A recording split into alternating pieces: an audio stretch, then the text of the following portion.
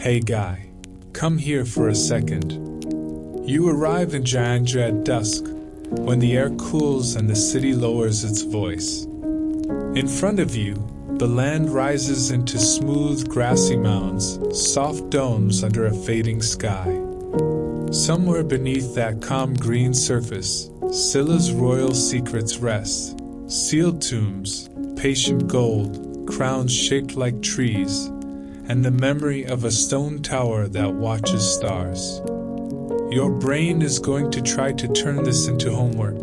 You probably won't survive this. So tonight you go slow. So, before you get comfortable, take a moment to like the video and subscribe. But only if you genuinely enjoy what I do here. Drop your location and let me know how your day has really been. Your worries, your exhaustion, or even a tiny joy that made you smile. I'm here to truly listen and offer the most sincere, heartfelt advice I can. Now turn off the lights. Take a deep, slow breath. Let your tiredness melt away, and gently close your eyes. Let's drift together into tonight's dreamlike lands. And tomorrow morning, if you still remember, send me a message and tell me what you dreamed.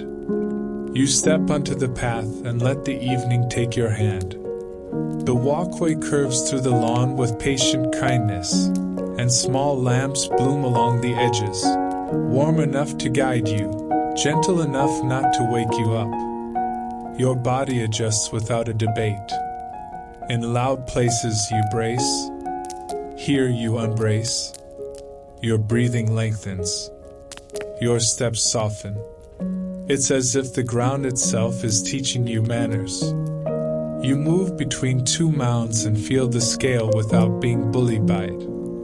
Each hill is a smooth dome stitched to the earth with grass so fine it looks brushed on. There's no towering monument, no sharp angle demanding worship, just rounded silence. And that's the trick. Silla hides its grandeur in plain sight. A kingdom powerful enough to shape the land also chooses to look modest, to let a royal burial resemble a gentle hill you could roll down if you were 5 and reckless and not concerned about your knees or your dignity. You can't see what's inside, and that becomes part of the calm. Under some mounds, a sealed chamber rests in stubborn layers, stone, wood, earth packed tight, stones laid again, earth again, until the whole thing becomes a quiet refusal. Not a refusal aimed at you personally. A refusal aimed at hurry. A refusal aimed at greedy hands. The grass on top is the softest disguise imaginable, whispering nothing to see here, when in fact everything is there. You imagine the chamber without forcing details into a cartoon. A wooden coffin set carefully. Objects placed like punctuation. This mattered, this mattered, this mattered. The earth is packed above it like a blanket pulled snug, not to smother, but to protect. Silla doesn't set its treasures out in the open. It tucks them away and trusts time to keep them safe until the right hands come, slow and respectful, and let light touch gold again. Your mind drifts to the crowns you've heard about, the ones that make people lean closer without realizing. Thin gold sheets cut into branching uprights like stylized trees or antlers, reaching upward without shouting. Tiny dangling pieces meant to tremble with breath and movement. Not loud jewelry, more like sunlight arranged into a private language. Even imagining that craft makes you slow down, because delicate things deserve gentle attention, even in thought. The park offers small sounds the way it offers small lights. Leaves rustle when the breeze shifts. Somewhere far off, a bicycle bell rings once, brief and apologetic. Fabric whispers as someone passes behind you. A couple strolls by at the pace of people who aren't trying to impress anyone. An older local moves with the calm confidence of someone who has walked these paths in every season. Spring's shy green, summer's heavy warmth, autumn's crisp clarity, winter's stripped honesty. No one performs. Everyone just moves softly, like the night is delicate. You pause near one mound and notice your thoughts trying to flare. Your day, your to-do list, the thing you forgot, the moment you replay too often. You spot the thought, and you let it pass like a moth crossing lamplight. No swatting, no chasing. The hill stays still. The grass keeps its slow work. And your mind learns, for once, that it doesn't have to grip. The sky deepens from blue into a softer dark. The lamps make small pools of warmth on the path, and beyond them the mounds become gentle silhouettes, like sleeping backs under a shared blanket. You begin to feel how this city remembers, not with shouting statues, but with patient shapes and careful maintenance, as if caring for the past is a daily habit, not a special event. Somewhere ahead, you sense another watcher, an ancient stone observatory that once studied the stars like a schedule, measuring seasons so life could stay in rhythm. You don't rush toward it. You just like knowing it exists, quietly patient, looking up while everything else rests. For now, you keep walking between the grassy domes, letting your pace match the land's soft rise and fall. You aren't hunting for a climax. You're practicing arrival. And as the last light drains from the grass and the night settles in, you feel something rare and useful sink into your chest. The sense that you're being guided, not by instructions, but by atmosphere, carried forward by Gyeongju's whispering calm. You keep walking the way the park quietly teaches you to walk, unhurried, almost apologetic, as if your feet are trying not to wake the sleeping hills. The mounds deepen into silhouettes now, their curves rounding into the dark like the backs of animals curled under a blanket.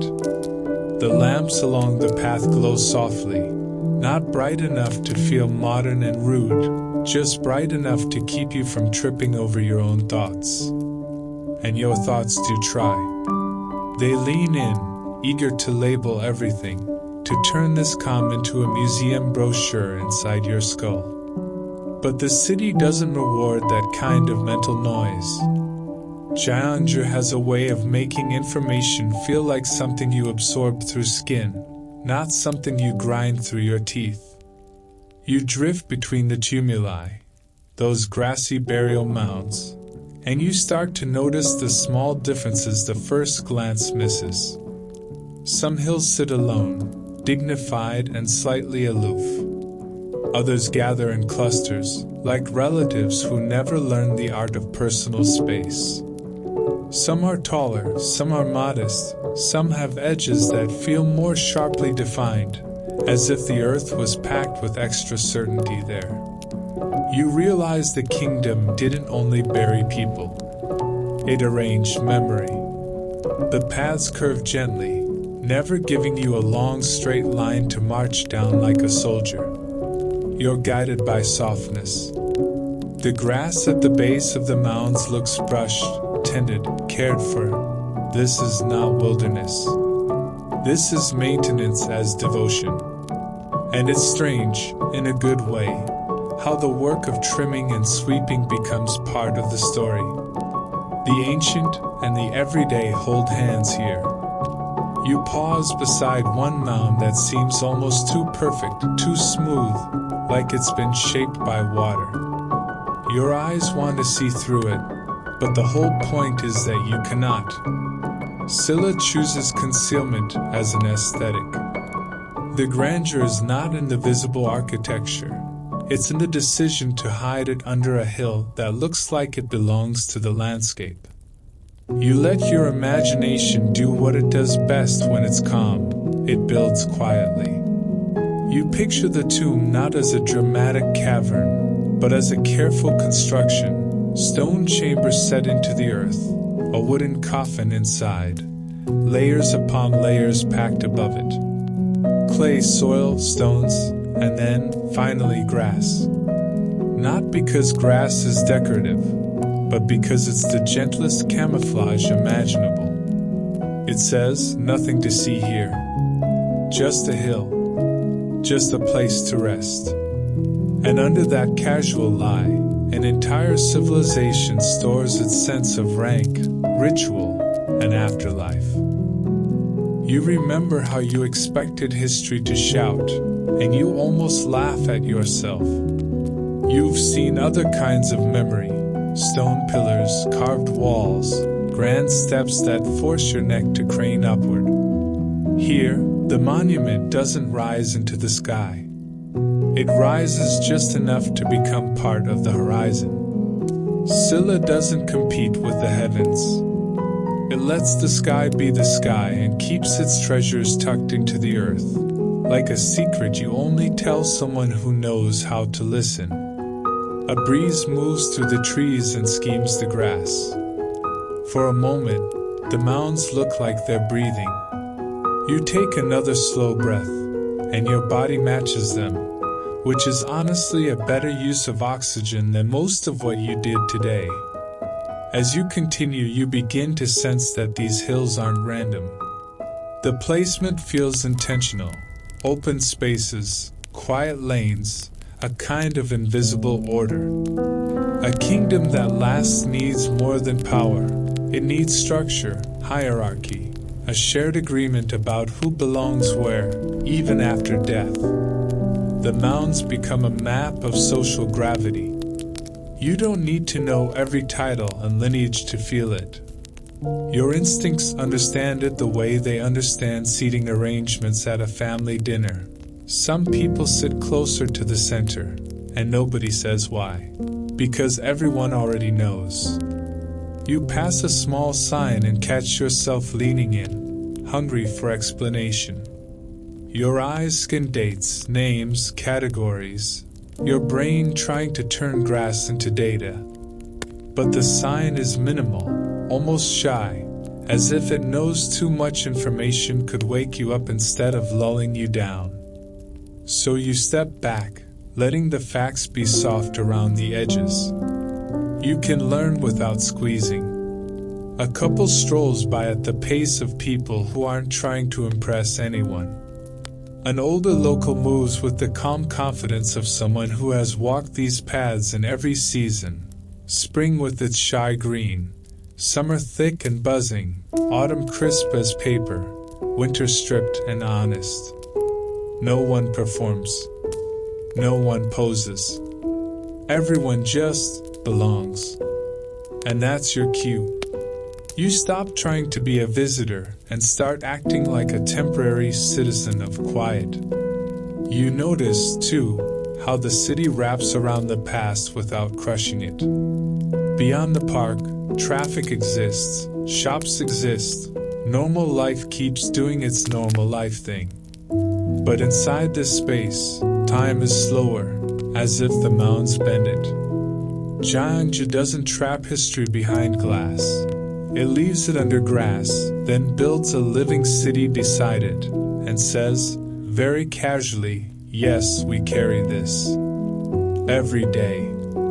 For a moment, you step slightly off the path, just a half step, barely a rebellion, and the ground feels different, softer, less certain. You correct yourself immediately, not because someone scolds you, but because the place itself feels like it prefers boundaries. You stay on the path. You respect the sleeping backs of the hills. You return to the gentle curve like it's a promise. And as the night thickens, you begin to understand the trick Gyeongju is playing on you. It's making you practice reverence without drama. It's teaching you that the most powerful things don't always stand tall and sharp. Sometimes they round themselves into a hill, cover themselves in grass, and wait, patiently, for a passerby like you to slow down enough to feel the weight of what's hidden in plain sight. You keep moving, the lamps guiding you onward, and somewhere ahead, still not rushing you, the stone that watches the stars waits in its own quiet confidence.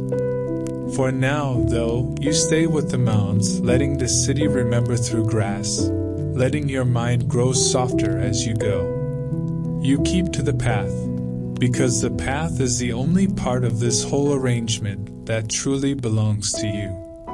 Everything else, every rounded hill, every blade of grass that makes those sleeping backs look so calm, belongs to time, and time is famously bad at sharing. Still, your imagination slips under the grass the way your fingers would slip under a blanket, testing the warmth beneath. You can't help it. The earth looks so ordinary up top that your mind wants to prove it's hiding something extraordinary below. And it is.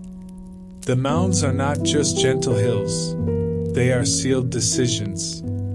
They are engineering disguised as landscape. You picture the builders working in slow, careful layers. First the chamber, stones set with intention, a space made to stay closed. Then the coffin, then the offerings, objects chosen not for their usefulness in this world, but for the story they tell about status, belief, and what a person wants to take with them into whatever comes next. Then, above it all, the ceiling, soil packed tight, stones layered, more soil, more stones, the kind of stubborn compression that says, no, not no to you personally, no to haste, no to looters, no to the impatient future. And that, no, is part of why the treasures survive. In some places, tombs are robbed because they announce themselves too loudly. Here, the kingdom hides wealth under grass and reinforces it with layers that don't invite easy entry. The result is almost unfair. While your own life struggles to keep a phone screen uncracked for a full month, these objects wait for centuries and come out glittering like they never agreed to decay. You slow beside a mound that sits slightly higher than the others, its curve more confident, as if it knows what it's keeping. Beneath it, you imagine gold pressed into delicate shapes, crowns so light they look like they were designed for spirits, not skulls. Thin gold sheets cut into branching uprights like stylized trees, or antlers, or both at once, nature translated into authority.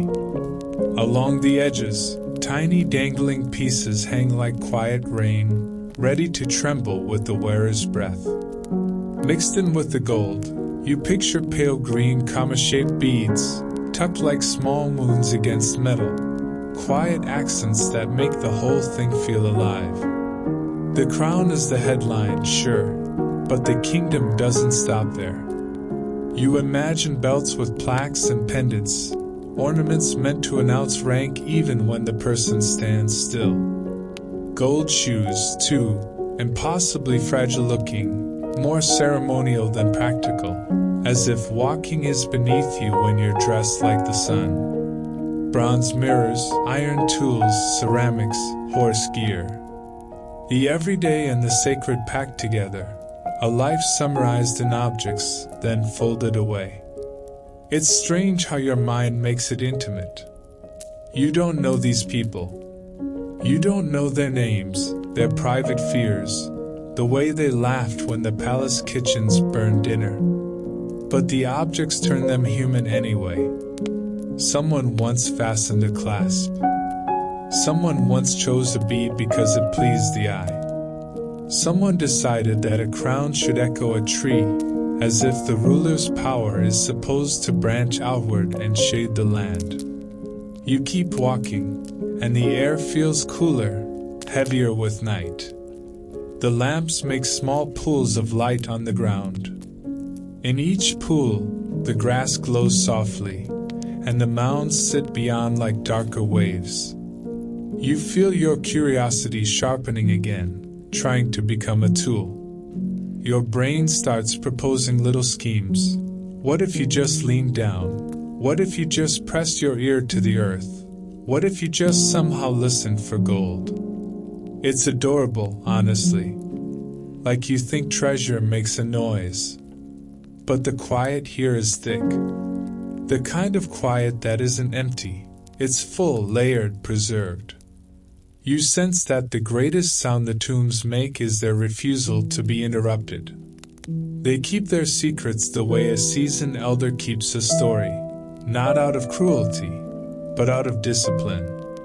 Not everything is meant to be opened quickly. And yet, some things are opened, carefully, patiently, by hands trained to move slower than impulse. You picture an excavation like a long breath held steady. Soil removed grain by grain. Stones lifted, documented, remembered. A chamber revealed not with drama, but with respect. The moment of first light touching gold again after so long is not a triumph, it's a reunion. The past meets the present, and neither one is allowed to shout. You let that image settle, and your body relaxes further. There's comfort in the idea that time can be kind. That something beautiful can be placed in darkness and still return intact when the moment is right. It makes your own worries feel less urgent. Maybe your exhaustion, too, is something that can be set down and recovered later, gleaming again, when you've had enough rest.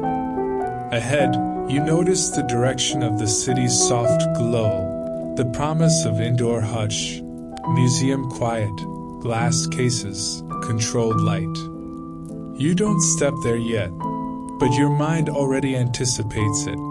The way gold looks under curated lamps, the way a crown's thin edges cast delicate shadows, the way your breath fogs the glass for a second and then disappears.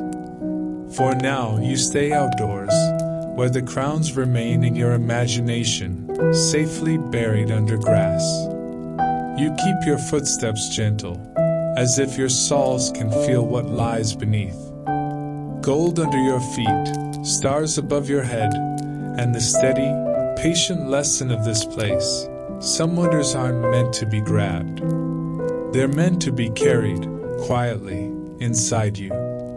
You let the outdoor night keep holding the tunes in its dark palm, and you follow a quieter glow toward a building that doesn't try to be poetic. It's simply there, calm and squared off, as if it's been waiting for your nervous system to catch up.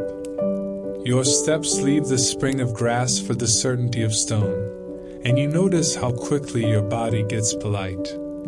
Inside, the air changes in one clean breath, cooler, drier, faintly scented with polished floor and old paper. Light is arranged with care, not bright, not theatrical, just precise.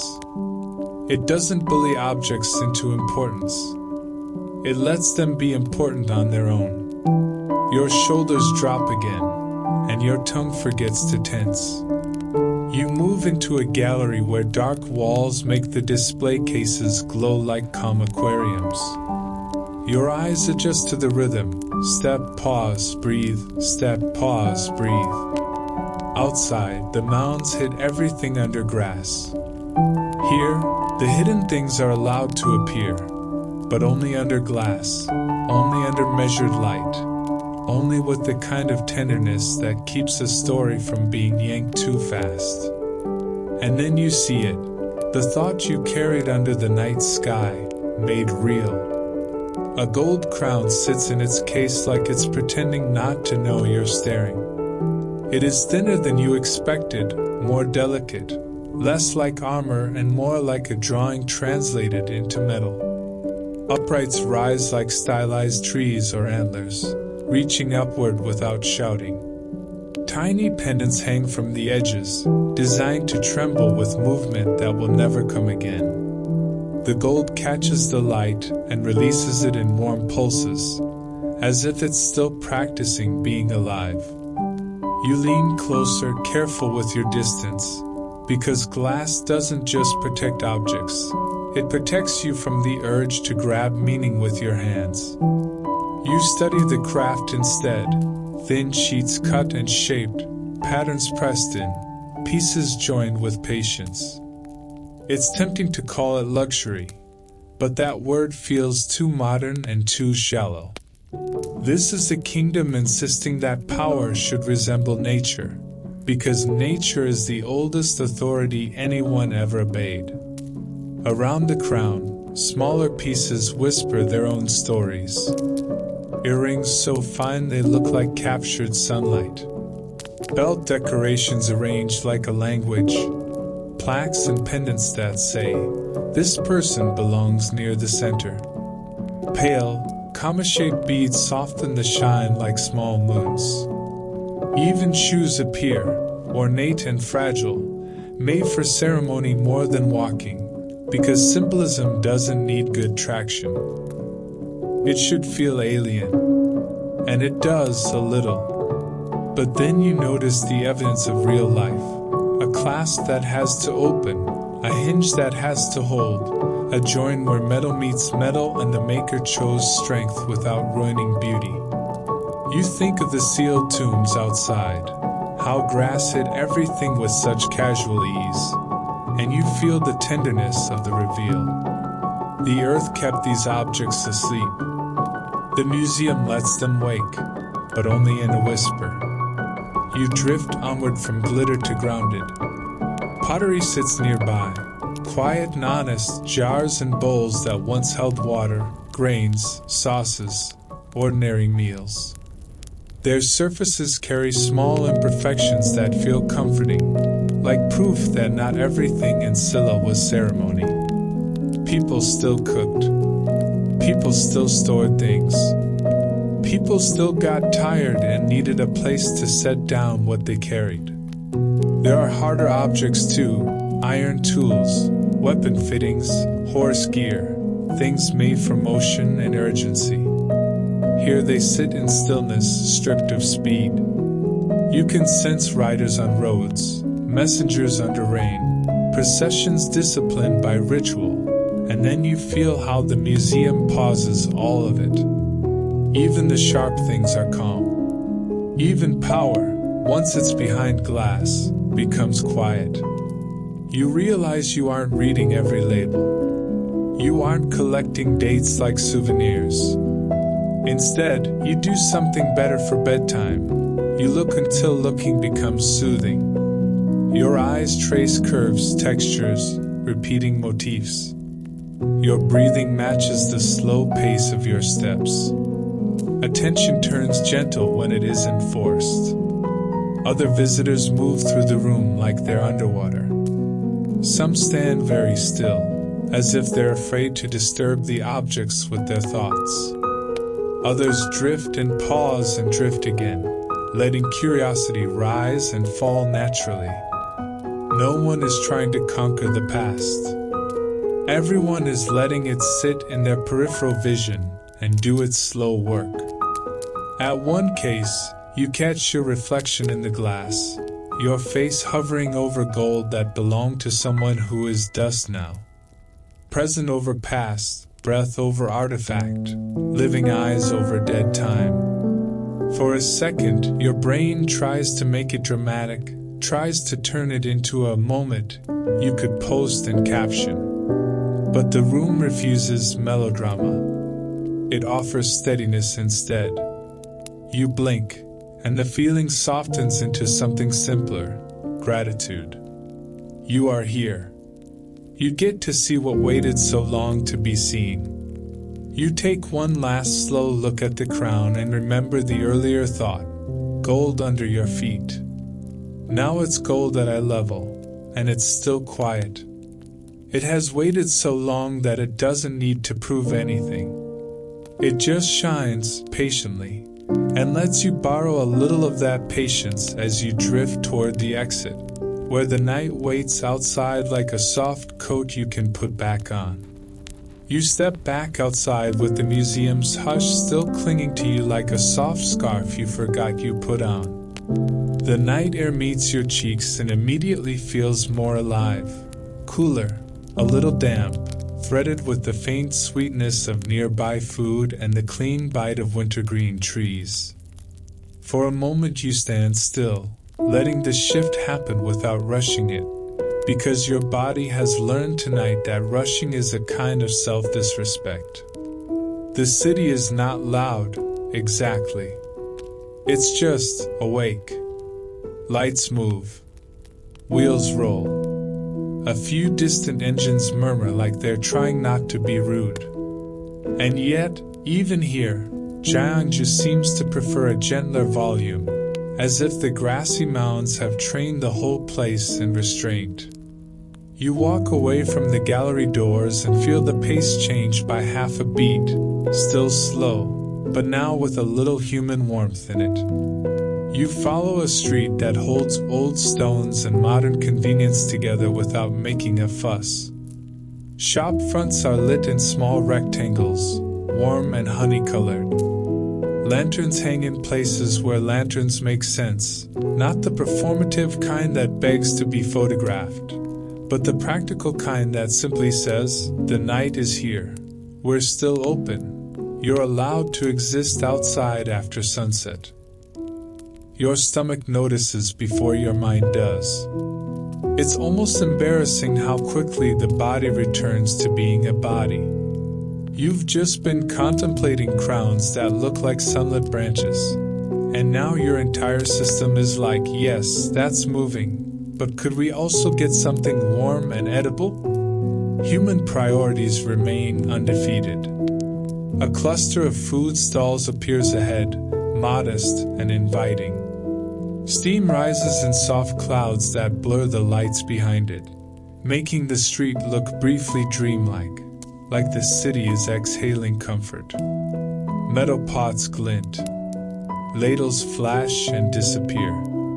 The air carries layered scents, broth, toasted grain, something sweet on a hot surface, each smell like a small hand tugging you forward. Not urgently, just patiently. You don't need to speak to be welcomed. The welcome arrives in the way people make space without making a show of it. A passerby angles their shoulders so you can slip through. Someone steps aside at exactly the right time. A vendor's posture is open, unguarded, accustomed to strangers, as if the city has long practiced at receiving visitors without changing itself for them. You choose something warm, because that's what nighttime is for, and the heat in your hands becomes a new kind of anchor. The cup, the bowl, the paper-wrapped snack, whatever it is, it's less important than the fact that it's hot and real and immediate. The warmth seeps into your palms, then up your wrists, and your nervous system makes a small grateful sound you don't have to translate. You take a bite, and the world narrows to simple sensations: steam, salt, softness, chew. Your mind tries to narrate it into an opinion, because your mind cannot resist being a critic. But you don't follow it there. You just eat slowly, letting the taste be enough. You remember that crown behind glass, how it shone without trying, and you decide to imitate it in your own small way. Take what you need quietly, without performance. As you move on, locals drift around you like gentle current. They don't lead you the way a tour guide would. No pointing, no announcements, no overly eager energy. It's subtler than that. It's guidance by atmosphere. You notice which streets they choose, which corners they avoid, where the light becomes softer and the crowd thins. Without anyone saying a word, you find yourself following the calmer flow. The city's older bones show up in small glimpses. A low stone wall here, a dark roofline there, the kind of silhouette that suggests long habit. But modern life hums along too, buses passing, convenience stores glowing, little signs lit cleanly. It would be easy for this mix to feel messy. Instead it feels balanced. Like Gyeongju is practiced at holding two truths, You can live in the present without kicking the past out of the room. You turn into a lane that feels quieter by design. The noise drops. The air cools.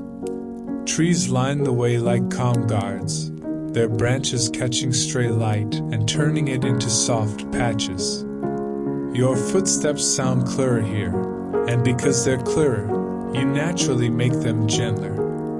You've been trained all evening, by tombs, by glass cases, by strangers who move softly, to treat sound like something precious. You notice your thoughts again, of course. They keep trying to bring your day back into the foreground, like a needy pet pawing at your leg. Something you forgot. Something you said wrong. Something you're supposed to fix tomorrow. You let those thoughts rise and pass, one by one, without grabbing them. The lane makes it easier. It's hard to panic in a place that refuses to hurry. Somewhere farther on, you sense an opening, wider sky, fewer buildings, a feeling of space. You don't see the ancient observatory yet, but you feel its direction the way you feel the pull of the moon when clouds thin. The idea of it sits quietly in your mind, a stone structure that watched the stars so carefully it turned sky into knowledge, seasons into survival, time into something you could almost hold. Tonight, you're not there to learn, not in the exhausting way. You're here to be gently oriented. You're here to be guided from noise into quiet, from hunger into warmth, from curiosity into calm. And the city keeps helping, offering small comforts and softer streets, as if it knows exactly what kind of traveler you are, the kind who pretends to be fine, the kind who hoards tension in the shoulders, the kind who doesn't realize how tired they are until a quiet place finally gives them permission to feel it. You finish the last of your warm food, and the heat lingers in your chest like a small lamp. You keep walking into the calmer lanes, letting the night hold you steady, while ahead, patient, unbothered, the stone that watches the sky waits for you to arrive. You feel it before you see it, the subtle change in the air, the way the street opens up as if the city is giving you permission to look higher than shop signs and rooflines. The lanes you've been following soften into a wider space, and the sky becomes the main thing again, a dark bowl turned upside down over Gyeongju. Your breath is steady now, warm from earlier, cooled by night, and your thoughts are finally behaving, quiet, obedient, almost polite. And then it appears, Gyeongju. It's smaller than your imagination wanted it to be, which is exactly why it works. Your brain loves drama. It wants towering monuments and thunderous symbolism. Gyeongju just stands there like a calm person who doesn't need to raise their voice to be taken seriously. A stone tower, rounded and compact, made of fitted blocks that hold their shape with stubborn patience. It doesn't glitter like the crown you saw under glass. It doesn't hide like the tomb mounds under grass. It simply watches. It has the energy of an eye that never blinks.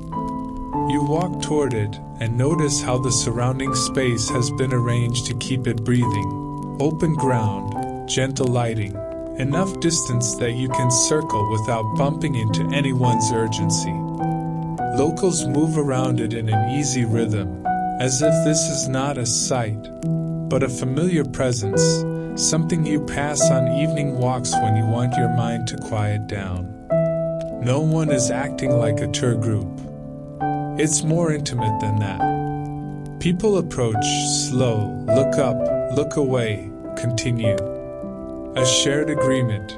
We don't disturb the old watcher. You circle the tower, the way you might circle a sleeping animal you don't want to startle. The stones are pale under the lamps, textured with age, their edges softened but not erased. Near the middle, there's an opening, an intentional gap like a mouth that doesn't speak, only receives. You stand at an angle where you can see the darkness inside, and you get that small shiver of fascination. A structure built to look outward into the sky also has a hollow inwardness, a space for a person to step into the act of watching. You imagine someone long ago approaching just like you, slower than usual, more careful than necessary, because you don't rush sacred math. You picture robes brushing stone, hands steady, eyes trained. Not mystical eyes, not magical eyes. Working eyes. The kind that learn patterns and refuse to be fooled by clouds. Gyeongju is often described as one of the oldest surviving astronomical observatories in East Asia, and the phrase feels heavy with pride. But standing here, you feel something quieter than pride, practicality. This isn't built because Silla wants to be impressive. It's built because a kingdom needs to know what the sky is doing. A kingdom needs seasons. A kingdom needs timing. Rice doesn't care about your ambition. It cares about weather and water and when you plant. Rituals don't care about your mood. They care about the calendar. The sky above you is beautiful, yes, but in a Silla mind, it's also a schedule. You tilt your head back, and the night answers with stars. Not all of them. City light still softens the edges, but enough. Enough to remind you that the sky has always been the biggest story humans live under. You think about how easy it is, in your modern life, to forget that the stars are real. You treat them like wallpaper. You glance and move on. But here, beside a tower built for watching, you feel the old seriousness return. The sky is not decoration. It's information. You take another slow lap around the tower. Your footsteps are almost silent. The stone blocks stack in a curve that narrows, then widens, then narrows again, like a waist, like a vessel, like something shaped for holding.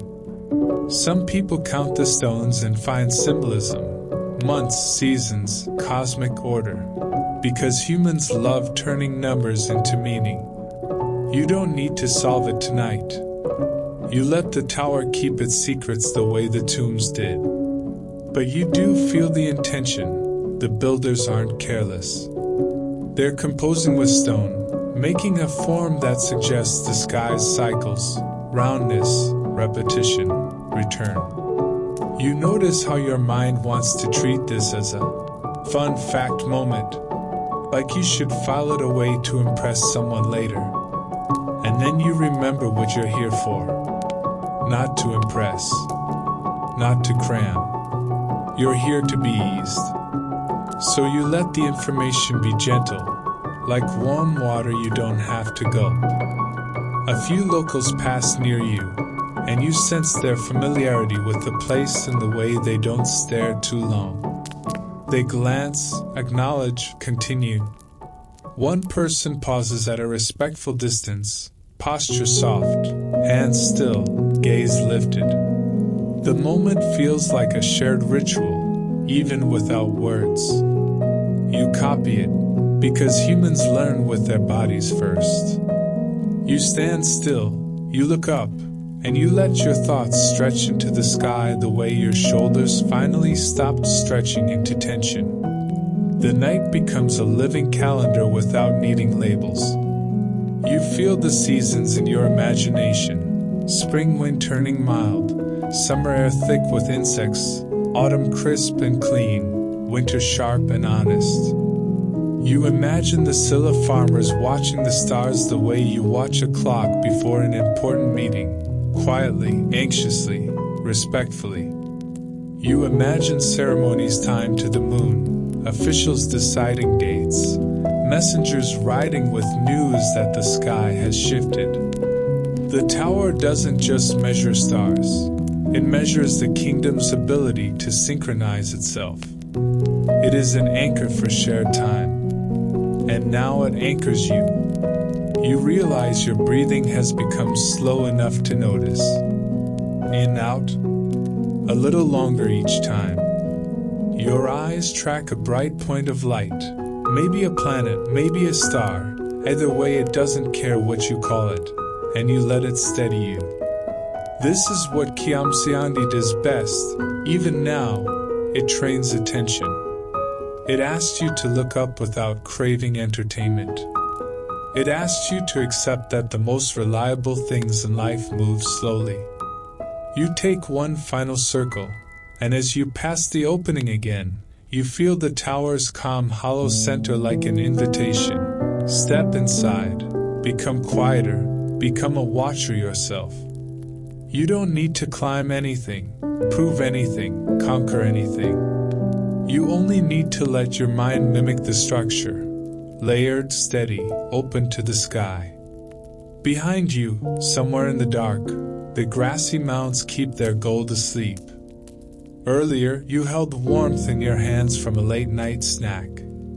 Now you hold something else, time, but softened. Not time as pressure, time as rhythm, time as return. You stand beside the ancient stone eye, and for a moment, the sky doesn't feel far away at all. It feels like a slow, endless breath above you, and you let yourself be part of it. You stay by the tower longer than you meant to, because meant to feels flimsy here. The air is cool enough to make you honest with your own body.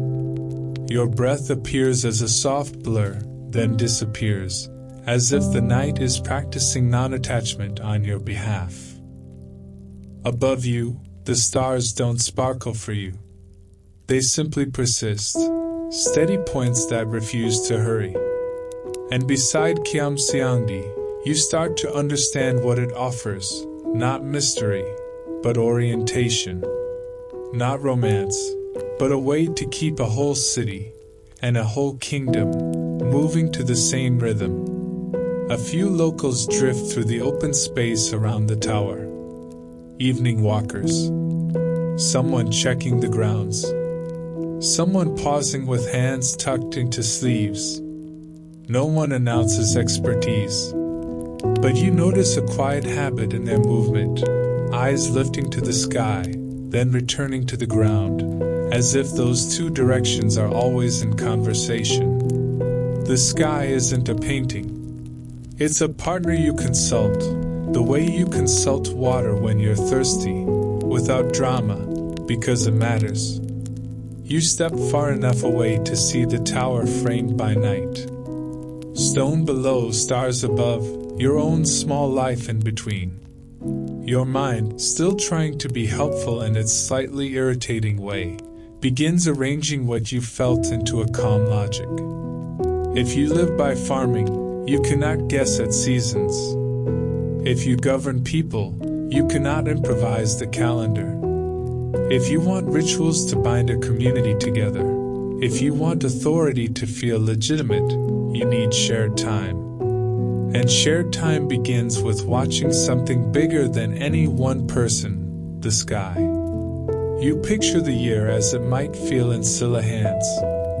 Spring arrives as a shift you can track, wind turning mild, light lingering, familiar stars rising where they belong. Summer thickens with heat and work, rice fields drinking greedily, nights alive with insects.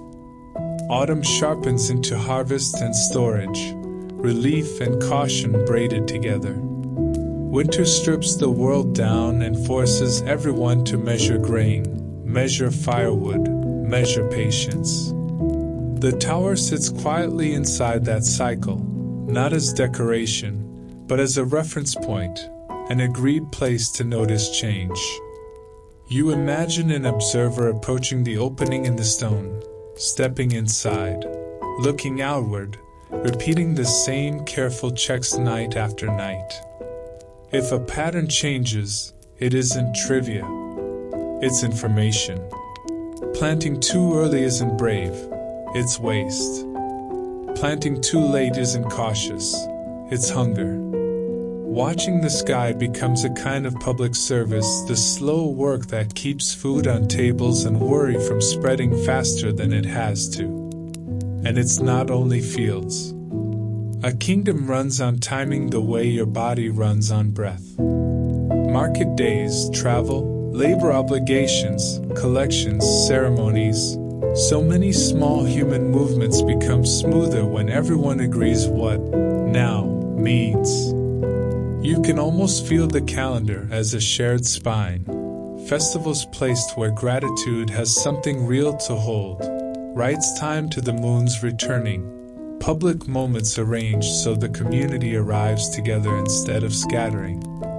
For a second, you compare it to your own timekeeping. You trust a glowing rectangle to tell you the hour, then act personally betrayed when you're still late for your own life. The sky doesn't indulge that attitude. It's slow, consistent, and completely uninterested in your excuses. Oddly, that makes it soothing. There's comfort in a clock that doesn't panic. You sit for a moment on the edge of the lawn. Standing makes you feel like you should be doing something. And tonight you're learning to stop doing as a reflex. From here, you can hold the tower in one part of your vision and the stars in another. Your attention naturally quiets. You count a few breaths without making it a project. In, out, in, out. The simplest timekeeping there is. Then your mind returns to counting in the older ways. Not frantic counting, not productivity counting, gentle counting. Days between moons. Nights until a familiar star returns to a familiar position. Weeks until the first frost makes everyone serious. And because a kingdom needs more than stargazing, you imagine other tools too, water dripping through a narrow opening, turning patience into hours, shadows sliding across stone, measuring daylight, incense burning down at a steady pace, time you can smell. That thought carries you back to the museum crown, thin gold shaped like branching trees, meant to tremble with the wearer's breath.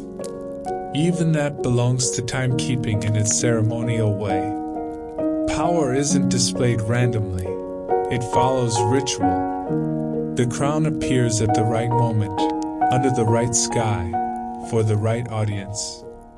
And outside, the grassy tomb mounds keep their own schedule as well. Seasons roll over them, rain softens them, sunlight warms them, and still they hold their gold in the dark, patiently. A breeze slides across the lawn, and you feel it pulling the night forward, minute by minute. The tower does not move. You lift your gaze and pick one bright point above. No need to label it. No need to capture it, just letting your attention ride something steady. Your eyelids soften, your thoughts thin. Even your heartbeat seems to cooperate when you stop demanding speed from it. And when you turn once more to look at Gyeongju, compact, watchful, stubbornly calm, you feel your internal clock adjust. Not because you learned a fact to recite later, but because you learned a softer way to hold time, as rhythm, not pressure.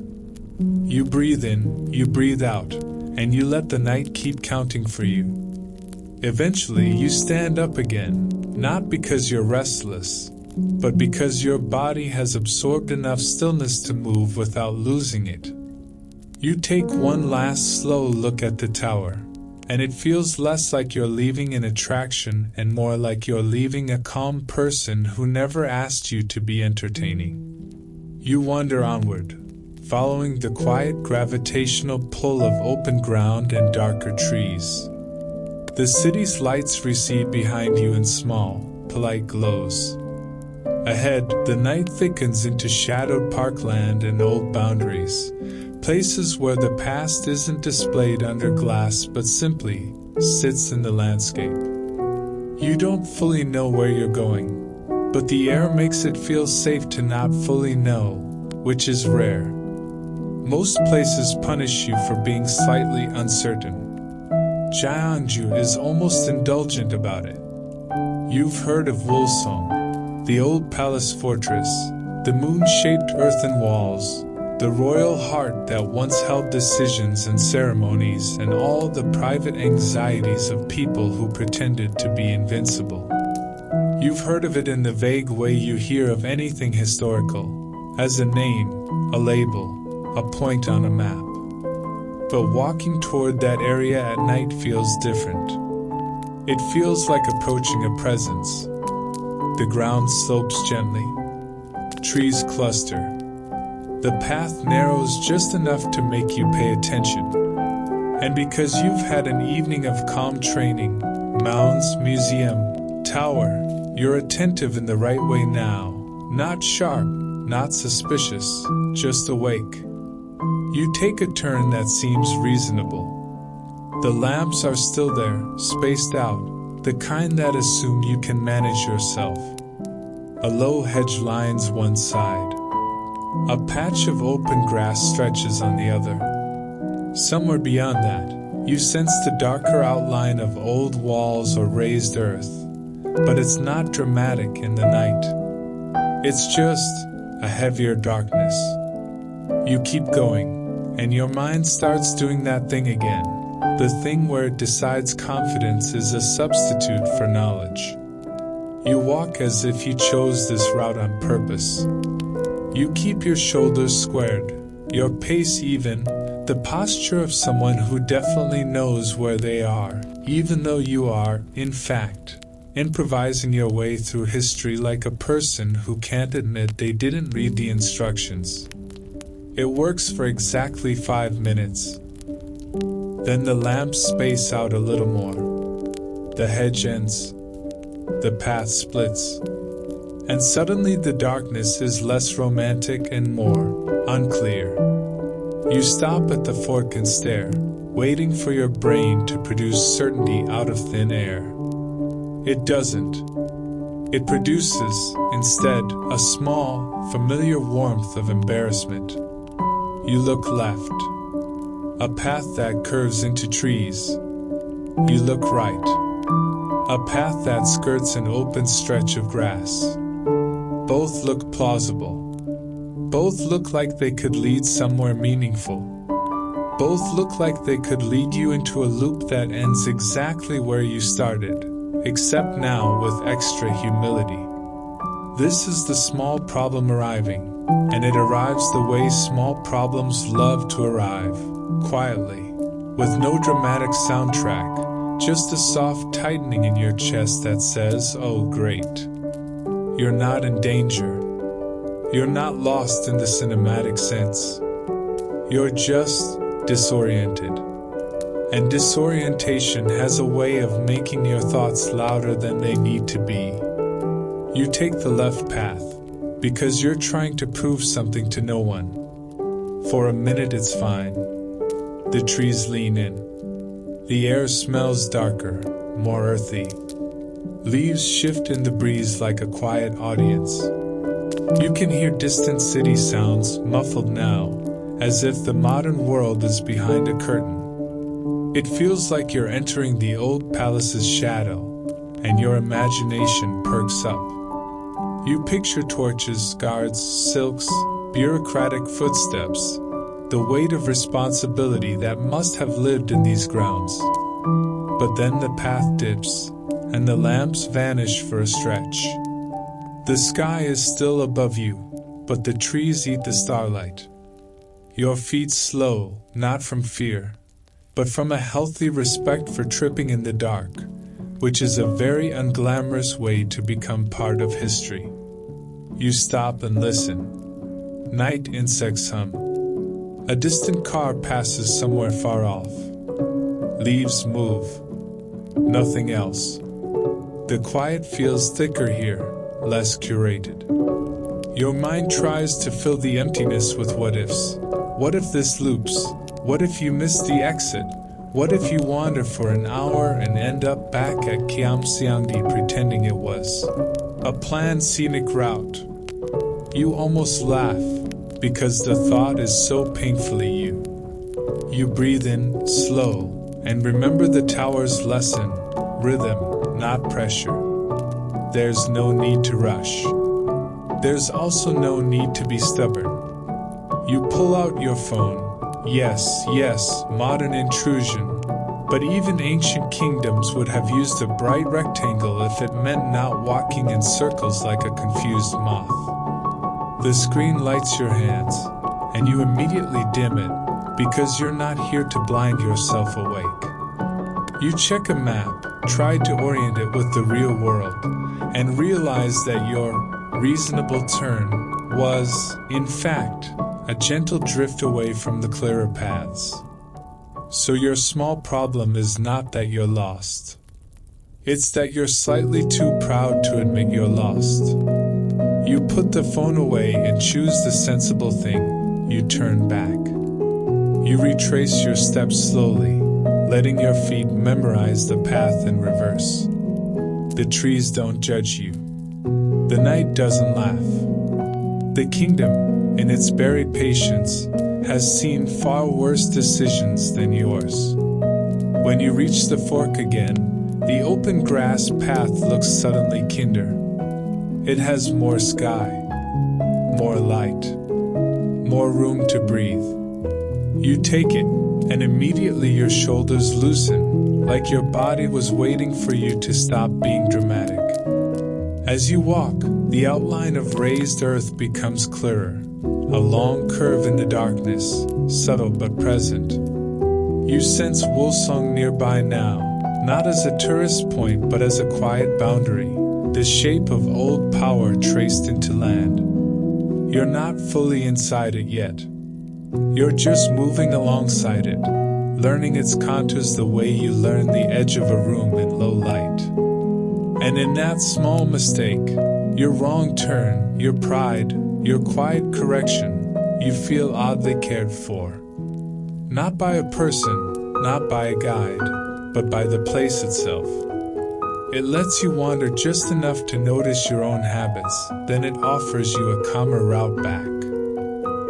You keep going along the open path, the sky returning above you, and you carry the tiny lesson forward. Even here, even in a city of ancient kings, the gentlest wisdom is still the same. When you drift off course, you can simply, quietly come back.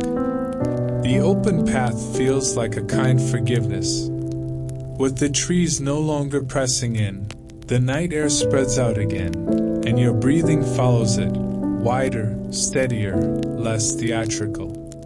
You keep walking beside that subtle curve of raised earth. Wolsong's presence implied more than declared. It's the outline of old power without the urge to show off. The palace grounds don't leap at you from the dark. They sit there, patient, as if the kingdom knows you'll find it when you're ready. And you are ready now, mostly because you've stopped trying to prove you're unlost. Ahead, the space opens further, and you feel a soft shift in the city's mood, the kind you can't explain in facts, only in body language. There's more water in the air, more reflection waiting to happen. A cooler, cleaner scent drifts across your path, and it pulls you forward the way warmth pulled you earlier at the food stalls. Except this time, it isn't hunger. It's relief. Then you see it, a spread of dark water holding light like it's precious. Donggung Palace and Wulji Pond, once the pleasure grounds and banquet spaces for Silla royalty, now a calm stage where night performs without making a fuss. The pond doesn't glitter violently. It glows. The surface catches lantern light and stone outlines, then softens them into wavering gold and ink. You stop at the edge and feel your mind quiet immediately, because water has that effect when you let it. The reflections are the first thing that gets you. Buildings and pavilions, lit warm, mirrored in the pond so perfectly that for a moment you can't tell which world is the real one. The upside-down palace looks just as convincing as the upright one. It's the kind of scene that makes your brain want to take a photo, because your brain thinks capturing is the same as appreciating. You don't. Or you do, but quickly, and then you put the phone away, because you're here to sleep, not to cure it. You walk along the pond's edge at the pace of someone who has finally remembered that nothing is chasing them. The path is smooth, the lights are spaced gently, and the night feels deliberately arranged to slow you down. If earlier the mounds taught you concealment, and Gyeongju taught you rhythm, this pond teaches you the most bedtime-friendly lesson of all: reflection. Water takes whatever you bring and makes it softer. Light becomes a long smear. Stone becomes a gentle shape. Even your thoughts, when you let them hover near the pond, become less sharp. You feel your earlier wrong turn dissolve into something harmless, almost funny. Of course you drifted into the dark. Of course you corrected. The night is not a test. It's a walk. Locals and other visitors move here too, but everyone seems to share the same unspoken rule: don't break the spell. People speak softly or not at all. Footsteps are careful. Even the group that looks like it could be loud somehow isn't. The pond trains you all into the same quietness, like a teacher who never needs to raise their voice. You catch the faint sound of water shifting, tiny ripples, maybe from wind, maybe from a fish deciding to be alive. The reflections tremble slightly, then settle again. It's hypnotic in the best way. Your eyes follow the movement without effort. Your shoulders loosen. Your jaw relaxes. You didn't realize how tightly you were holding yourself until the pond convinces you to stop. You walk to a spot where the reflection is especially clean. The pavilion lights doubled, the outlines crisp enough to feel unreal, and you let yourself stand there for a while. The air is colder near the water. It touches your skin and keeps you awake just enough to notice the beauty, but not enough to pull you into alertness. It's the perfect balance, calm, not coma. And then, gently, help arrives. Not in the dramatic way, not with someone marching up to announce directions.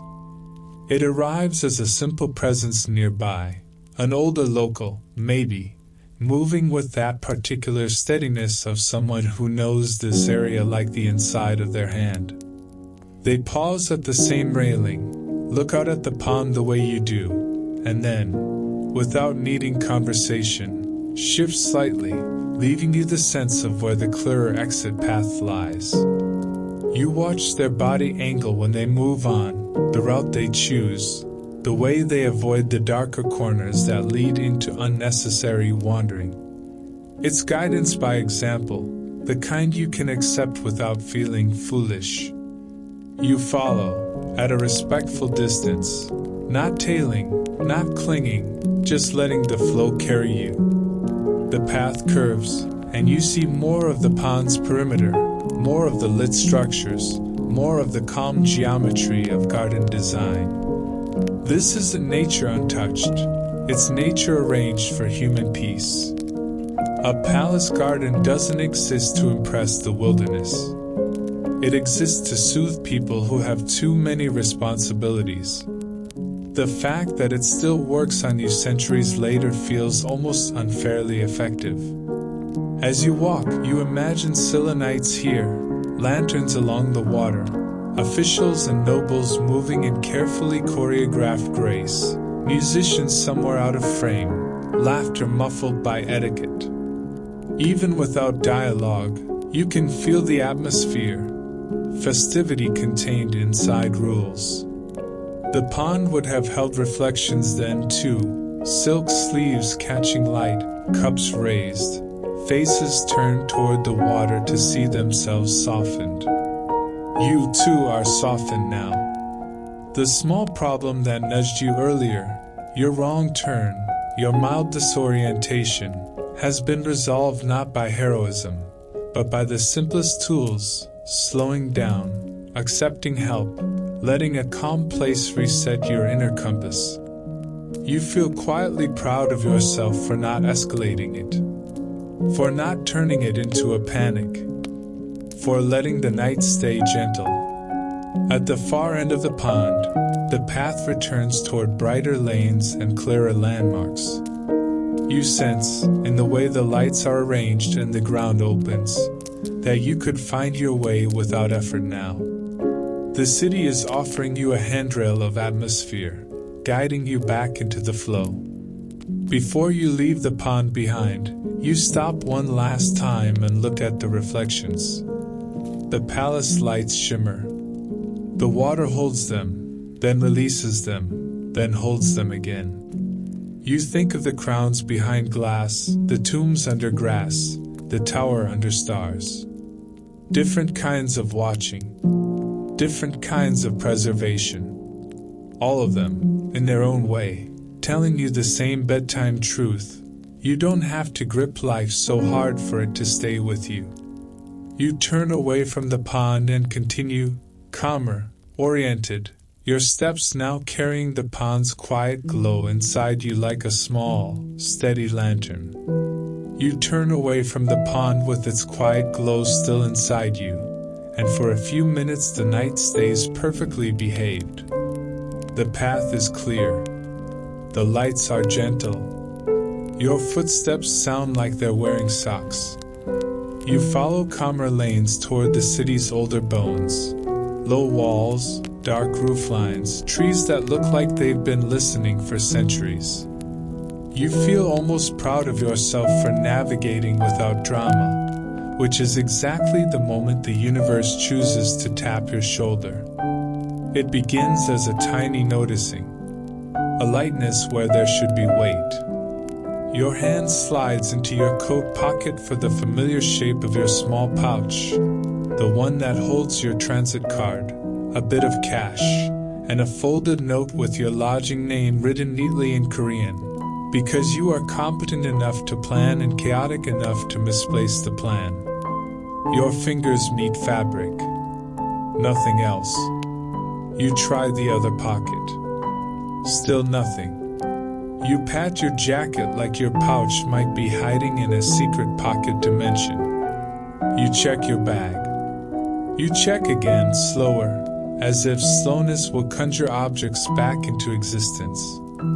The pouch is gone. Your brain offers its favorite solution: panic.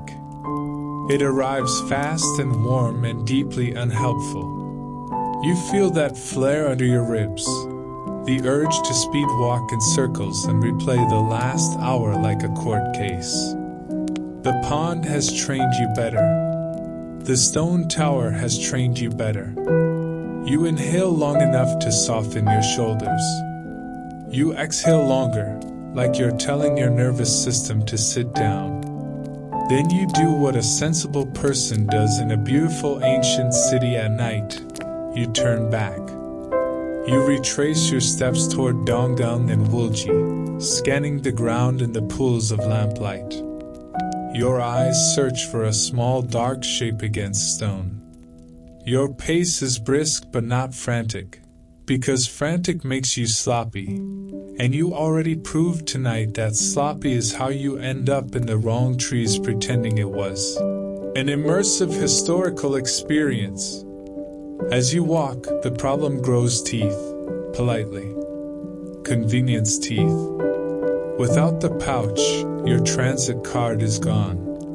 The lodging note is gone. And if you were feeling especially efficient earlier, the room key card might be gone too, tucked in with everything else. You reach the pond again. The reflections are still gorgeous, still trying to soothe you, but your eyes keep dropping to the walkway. You sweep near benches, corners, railings, every place you pause to let the water soften your thoughts. You crouch once to look under the edge where shadows gather. You stand again and keep moving, careful, systematic, refusing to spiral. You find nothing. Minutes stretch. The lights keep glowing. The water keeps reflecting. Time keeps doing its steady, unsympathetic job. And you realize you cannot fix this by pretending you're fine. Pretending is great for meetings. It's terrible for lost items in the dark. So you look for help. Near an entrance, you notice a small staff point you ignored earlier because you didn't need it. A person sits there with a flashlight and a notebook, and the calm expression of someone who has seen human forgetfulness before. You approach with your hands loose at your sides. You point to your pocket, then to the path, then make a small shrug that translates universally. Something is missing, and yes, it's probably my fault. They understand. They stand, sweep a flashlight beam across the nearby walkway in slow arcs, and then gesture toward a small office area. Lost and found energy, quiet and practical. Inside, the light is brighter but still gentle. A logbook appears. A pen. You write what you can, small dark pouch, cards, folded note. You trace your route with your finger on a map, and you're mildly offended by how foggy your memory is when you're relaxed, how the nicest moments blur together, as if calm comes with an optional "forget where you put things" feature. You breathe anyway, letting the embarrassment stay small. The staff member makes a short call, voice low and professional, and another person arrives to scan the route with a flashlight while you wait, listening to your own breath instead of your own worries. When the flashlight returns, it returns without your pouch. There's no drama in the answer. Just a gentle shake of the head, a point back to the logbook, a gesture toward the morning hours on a posted schedule. If the pouch is found later, it will be recorded. If someone turns it in, it will come here. For tonight, you need a different plan. They open a map on your phone and trace a route with a finger, toward brighter streets, toward transport, towards somewhere you can reach even if your little pouch decides to stay hidden in the dark a while longer. You nod, accepting the guidance, feeling the polite teeth of the problem loosen slightly. Not solved, but shared. You step back into the night with a new kind of quiet in you, less dreamy, more practical, but still gentle. The stars remain overhead. The stone tower still watches. The grassy mounds still sleep with gold beneath them. And you, carrying a small inconvenience that has grown into a real inconvenience, keep moving anyway, guided by steady hands and the calm promise that what's missing can sometimes come back, just not on your preferred schedule. You leave the pond area with a new kind of awareness, the mild, prickly awareness of a person who has just been reminded that beauty doesn't protect you from losing small objects.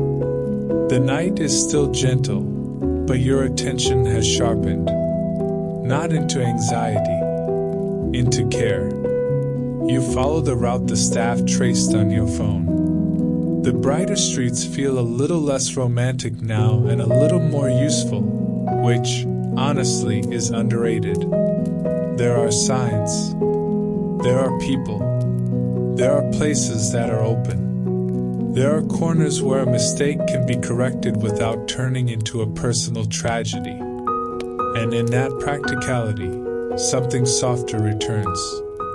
Because you're not alone in the problem. You've been helped. You've been guided without judgment. The city has quietly picked you up by the collar and set you back on the path like a patient older sibling. Stop wandering, you're fine, walk this way. You move toward a calmer landmark that holds steady in the mind even when your pockets don't. A temple. The streets leading toward Bulguksa grow quieter, The air cooler, the trees taller. The lights thin out again, but this time you don't resent the darkness. You recognize it as part of the temple's intention. Temples don't blaze. They glow. By the time you reach the temple grounds, the city's hum has softened into a distant murmur. Your footsteps become instinctively respectful. Not because someone told you to be reverent, but because the architecture does it for them. The gate, the lines of the roof, the way wood and stone sit together like they've agreed on peace. Everything says, lower your volume. Bulguksa is a place built from devotion and discipline, and you feel it immediately in the way your body slows. The trees around the grounds hold the air still. The night smells faintly of pine and cold earth. Stone steps rise, broad and steady, and you climb them carefully, feeling each footfall as a kind of quiet reset. The temple structures are dark silhouettes at this hour, but enough light remains to reveal their shapes. Roof edges curving upward like gentle wings, pillars planted with certainty, courtyards arranged to guide your movement without needing signage. Even in low light, you can sense the detail.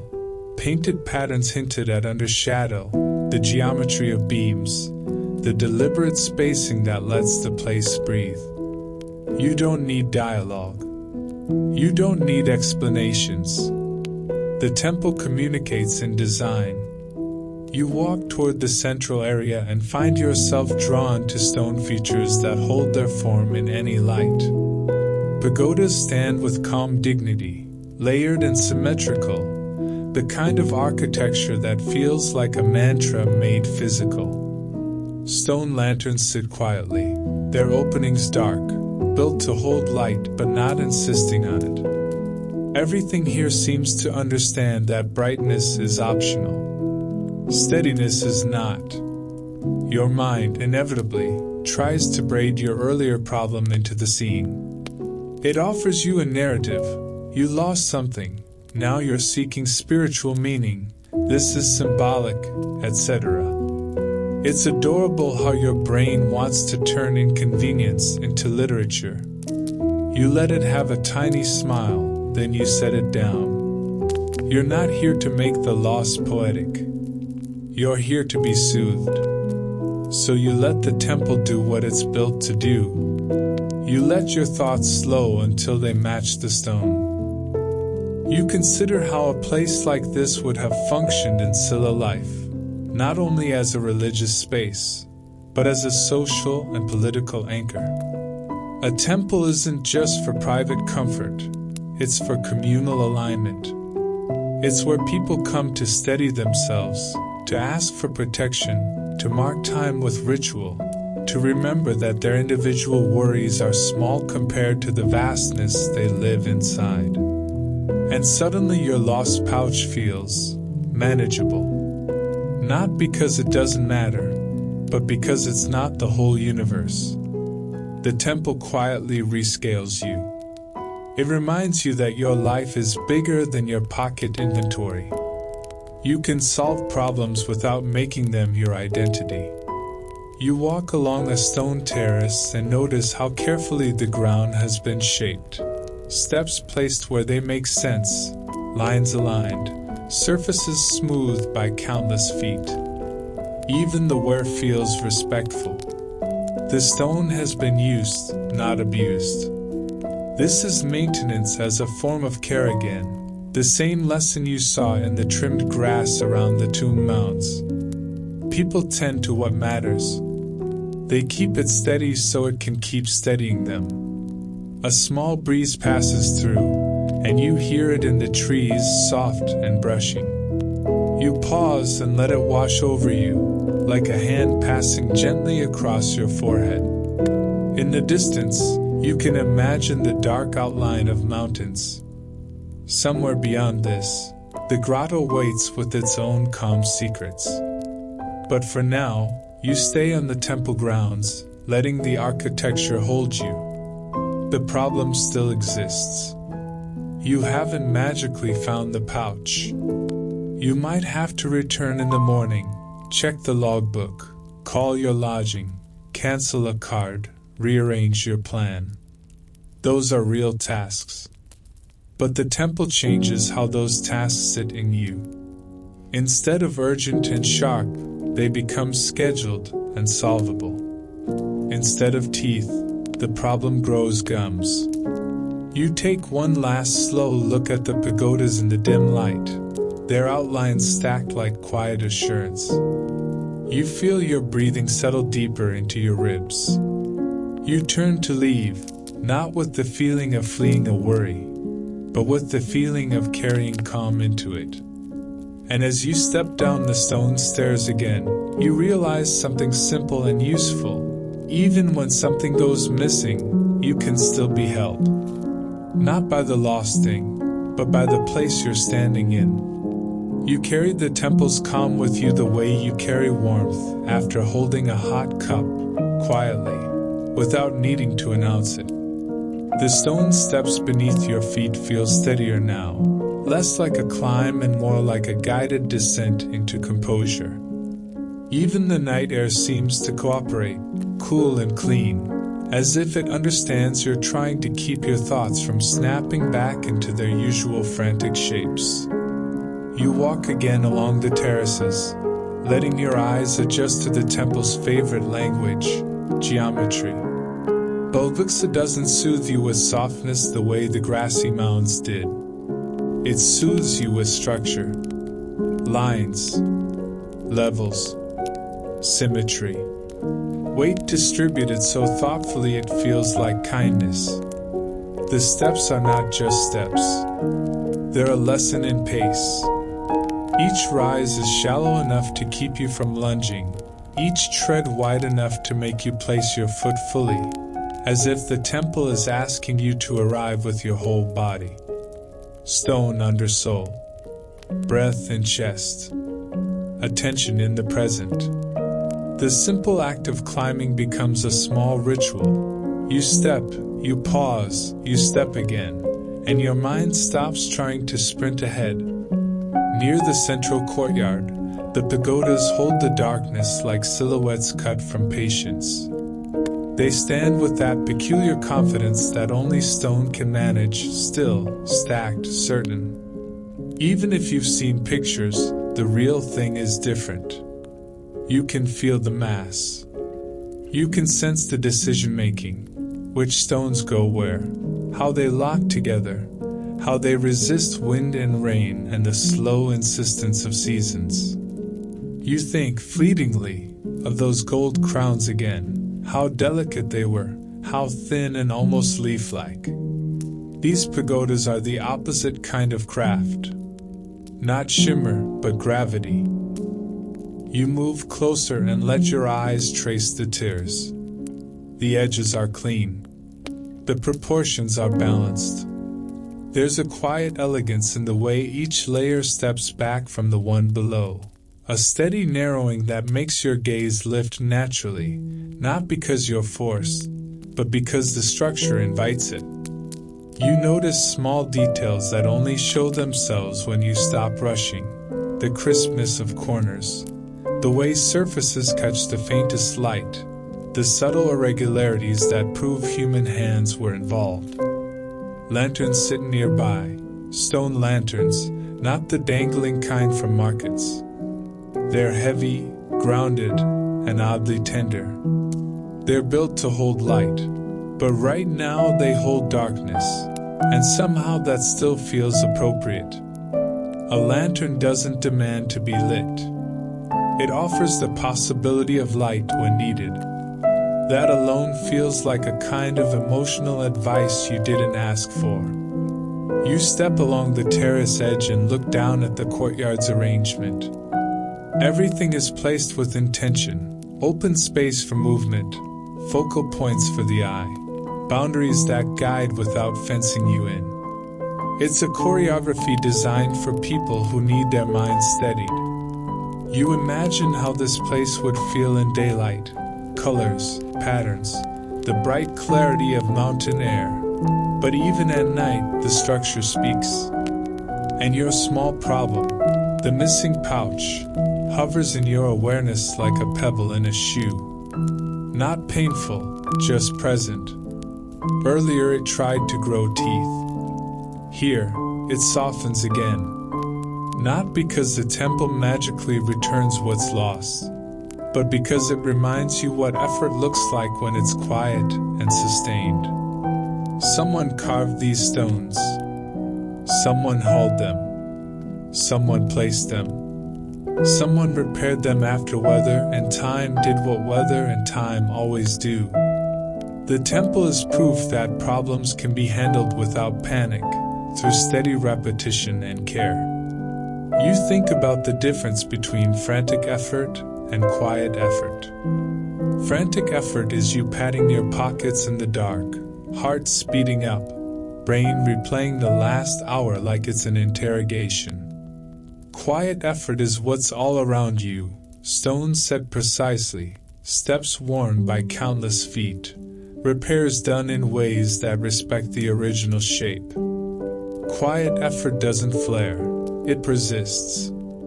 Your eyes drift over a stairway and you notice how even where patterns have meaning, the center stones are smoother, polished by generations of steps. The edges are rougher, less traveled. You can almost see the flow of people, monks, visitors, caretakers, moving through the same channels day after day.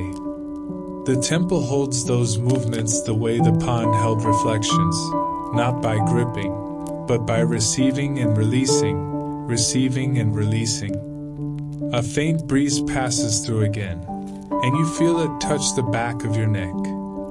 The wooden structures creak softly, not in complaint, but in the way old materials acknowledge their age. The sound is small and calming. You tilt your head and let the night air fill your lungs. Somewhere beyond these terraces, the mountains sit dark and present, and you remember Kyamsiangdi's steady gaze toward the sky. Different forms of attention, same effect, you become less tangled. You walk slowly around the pagodas, keeping a respectful distance, letting them remain themselves. You don't need to touch stone to feel it. Your eyes are enough. Your breath is enough. You let the stacked tears remind you that stability is built, layer by layer, day by day, not in one dramatic moment of transformation. You notice other people moving at the periphery, quiet silhouettes, careful steps, small pauses. No one makes a scene. No one rushes. Even if someone is tired, they carry their tiredness respectfully here, like a folded cloth rather than a spilled mess. You recognize the skill in that. You practice it. As you reach another set of steps, you look down and see how the terrace edge frames the courtyard, how the open space holds the structures like a bowl holds water. You think again of the tomb mounds, how Silla hid its grandeur under grass. Here, the grandeur is visible, but it's still modest in its own way.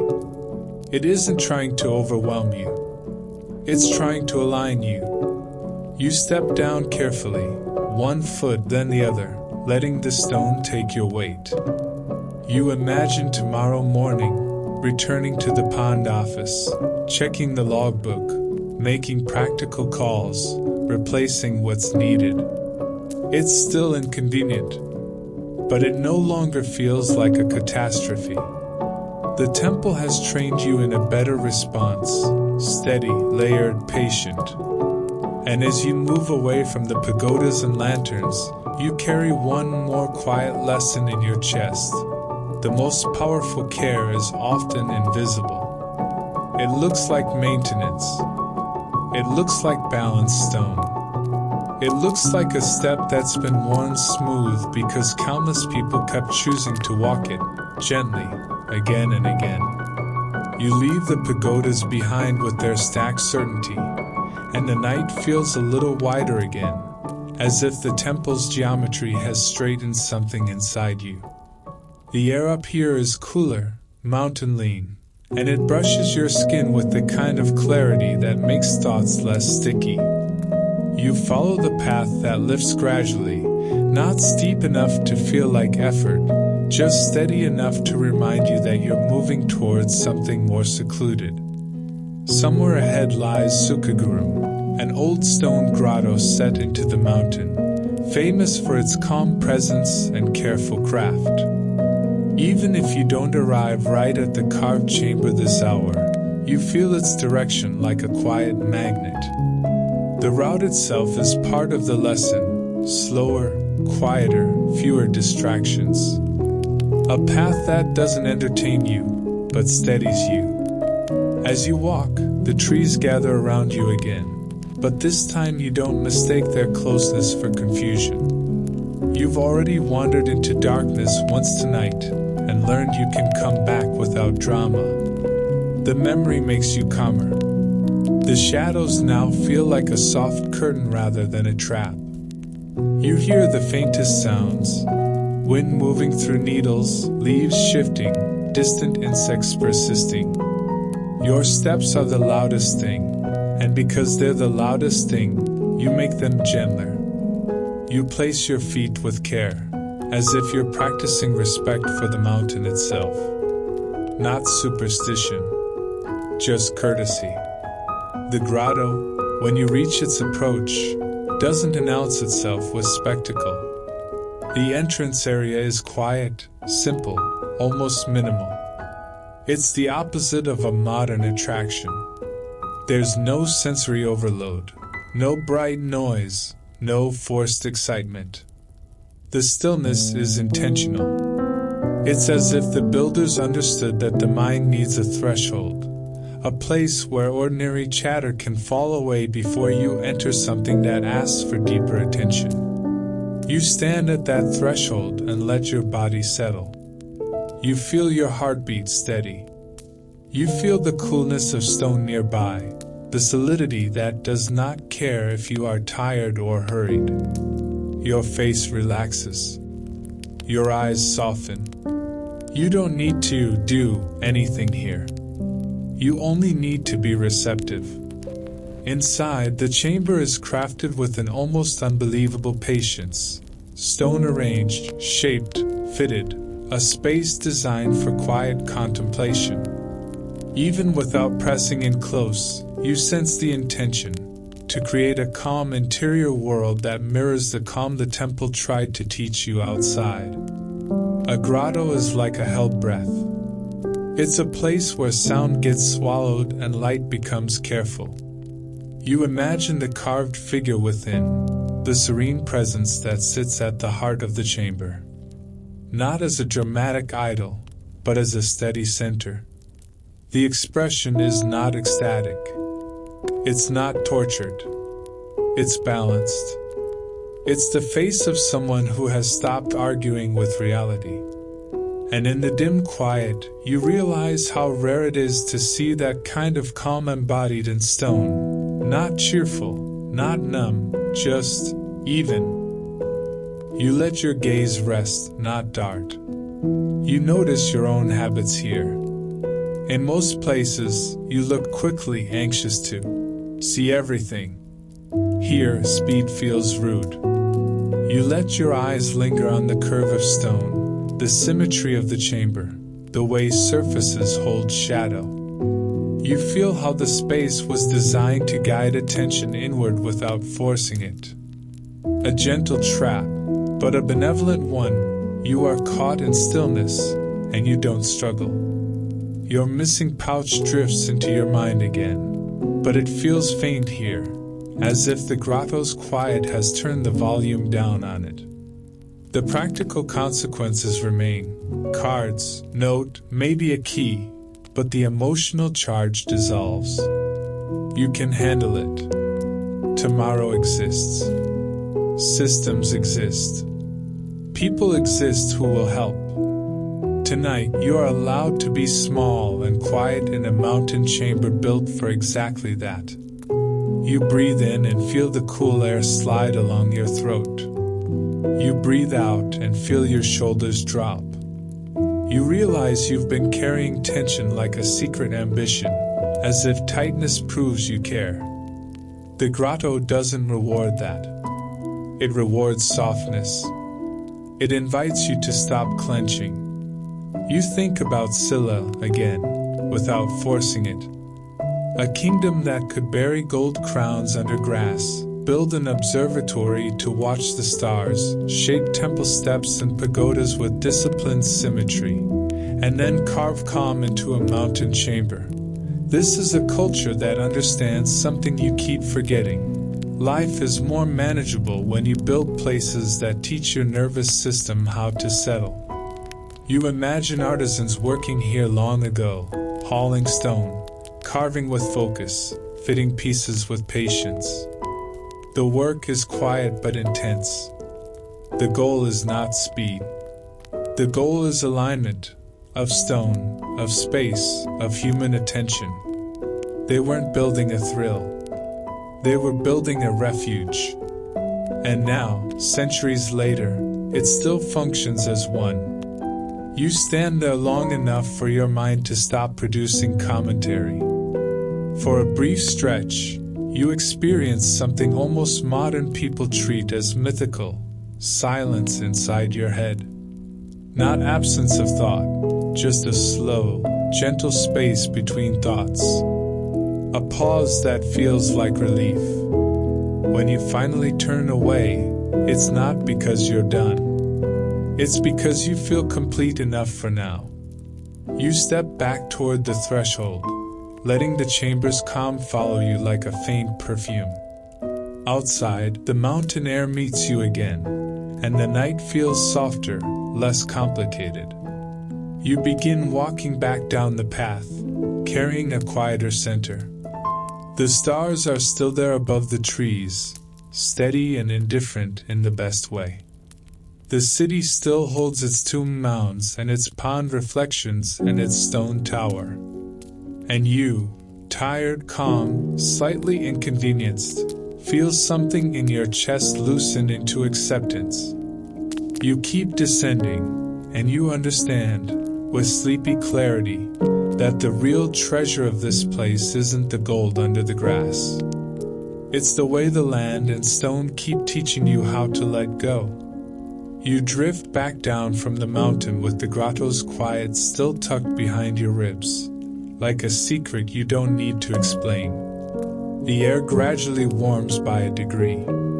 The trees thin. The city's softer lights return, not as interruption, but as proof that ordinary life is waiting patiently for you to rejoin it. By the time the sky begins to lighten at the edges, you realize you never truly stopped walking through time. You just changed the way you carried it. Night gave you hidden gold and reflected palaces and stone that watched stars. Now morning arrives with a different kind of history.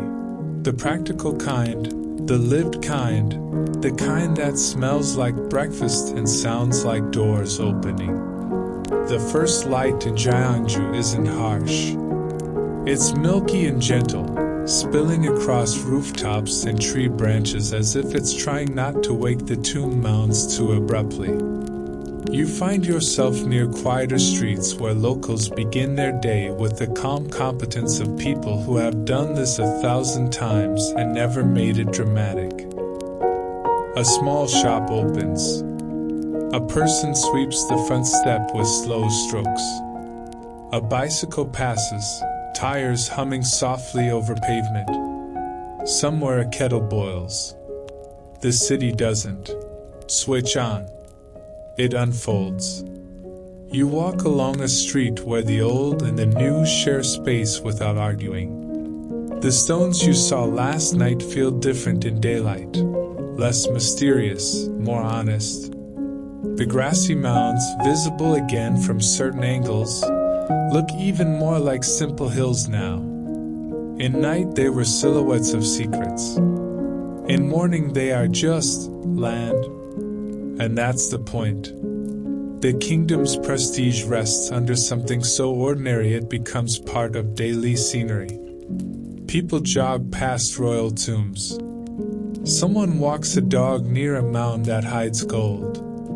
You can't decide if it's humbling or hilarious. You pass a small market area where stalls begin to set out goods. Baskets of vegetables, bundles of greens, perhaps jars of fermented side dishes tucked into neat rows. The colors are earthy and reassuring, greens, browns, muted reds, like the palette of a life built around seasons. People greet each other with nods and tiny bows, the kind of greeting that doesn't ask you to perform happiness. It simply acknowledges, you exist, I exist, we are both moving through the same morning. You slow near a vendor arranging produce, and you watch hands work, quick, sure, practiced. There's something soothing about competent hands. You think of the artisans at Seokguram shaping stone into calm. You think of the builders stacking pagodas. You think of the people who packed tombs and sealed them and covered them with grass. All of it is labor. All of it is ordinary effort made meaningful through repetition. You realize Silla's golden kingdom didn't float above reality. It ran on people who got up early, who carried water, who cooked, who swept, who tended fields, who measured seasons. The observatory wasn't for poetic stargazing alone. It was for timing planting and harvest. The tomb mounds weren't just for symbolism. They were engineering, maintenance, a community's agreement to care for memory. And in morning light, the past feels closer, not because it's louder, but because it's more relatable. You understand routine. You understand fatigue. You understand the quiet pride of doing something well and letting it speak for itself. Your own routine problem returns gently, the missing pouch. In daylight, it feels more manageable because daylight is naturally practical. You can make calls. You can follow steps. You can solve things in sequence. You feel the urge to hurry, to fix it immediately, but you temper it with the night's lesson, steady, layered, patient. You find a small cafe or shop open early and step inside for something warm. The interior smells like roasted grain and sweet bread, and the heat loosens the last of the mountain chill from your fingers. You take a seat near a window and watch the city outside become fully awake. People commute. People deliver goods. People pause at crosswalks. History doesn't stop them. It sits beside them. As you sip slowly, you look at your phone and reconstruct what you can. The pawn staff told you where to check in the morning. You remember the location. You remember the schedule posted. You remember the gentle way help was offered without judgment. You decide quietly that you'll go there first. If your pouch was turned in overnight, you'll get it back. If not, you'll move to Plan B, cancel cards, contact your lodging, replace what's necessary. None of it is pleasant, but none of it is lethal. It's just life. Outside, sunlight brightens the edges of rooftops and the tops of trees. The tomb mounds in the distance glow greenish gold, not from jewelry, but from grass. You think of the crowns again, how they echoed tree branches, how authority borrowed its shape from nature. And here nature is doing what it always does, growing, shifting, softening edges. The kingdom wanted to be remembered, but it also wanted to dissolve gracefully into the landscape. Morning makes that intention feel wise. You finish your drink and step back out. The day air feels different from night air, less dreamy, more direct, but still gentle. You walk through streets that are now clearly navigable, and you sense how the city's calm is not an illusion of night. It's built into how people move, how spaces are maintained, how history is allowed to remain present without being a burden. You pass a courtyard where someone tends a small garden. You watch them pinch dead leaves, straighten stems, smooth soil. Maintenance again. Care again. The same quiet work that keeps temples steady and tomb mounds tidy and ponds reflective. And you realize you're carrying something new. Not a souvenir, not a fact list, not even a perfect plan. You're carrying a different pace. A softer way to exist inside time. Silla's legacy isn't only in gold crowns or stone towers. It's in the understanding that life is sustained by calm effort, by attention repeated daily, by hands that keep going. You keep walking toward the pond office, toward your practical next step, and the morning doesn't feel like an end to the dream. It feels like the dream teaching you how to wake up more gently than usual. You follow the morning's clean logic back toward Donggung and Wulji, letting streets become instructions instead of mysteries. In daylight, the route is almost insultingly simple, like the city is teasing you for last night's wrong turn. Trees that looked like dark walls now look like polite borders. Corners that felt ambiguous now have obvious signs. You feel the exact pocket-shaped absence that started all this, and you keep your breathing slow, because you're done giving small problems big teeth. The pond appears again, brighter and calmer, less spell and more place. The water still holds reflections, just softer ones, and the air tastes clean and cold. A caretaker sweeps the walkway in steady strokes. A few early visitors drift by with quiet faces. The city is awake, and your inconvenience now has to behave like an ordinary inconvenience. You head to the small staff point you noticed last night, the one that held the logbook like a promise. The window is open. The light inside is playing. The person on duty sits with the calm posture of someone who has already forgiven strangers for being forgetful. You don't get dramatic. You simply make yourself clear with the tools you have, your hands, your phone, and the earlier entry you left behind. You indicate the same route, the same small dark pouch, the same pocket that betrayed you. The staff member flips through the logbook with steady fingers, eyes scanning entries like time can be sorted into neat lines. A pause. A page turned back again, careful and unhurried. Then you notice the tiny change in posture, the quiet certainty of someone who has found the right line. A gesture points behind them to a shelf where a few items rest in a neat row. A hat, a scarf, a phone case, and there it is, your pouch, sitting like it never caused you a single extra heartbeat. Relief lands warm in your stomach, and you keep it gentle. You step closer, hands careful, because even good news can make you clumsy.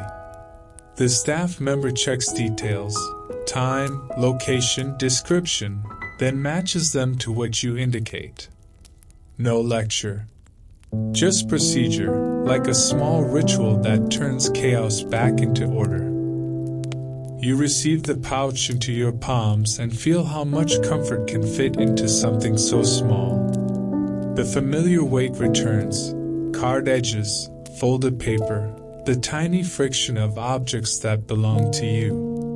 You open it and confirm, slowly, transit card, cash, lodging note, key card.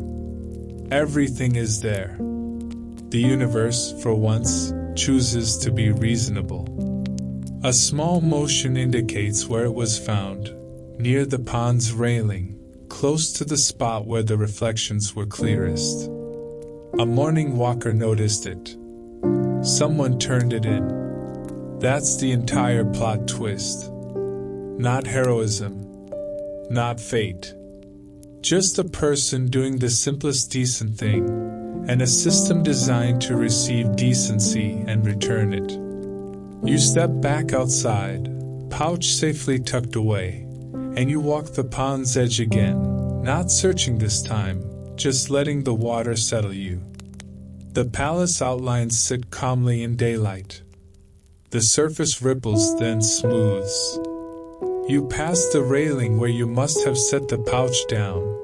Maybe when you stood too long watching the upside-down world. Maybe when you followed that quiet guidance and forgot your own hands existed.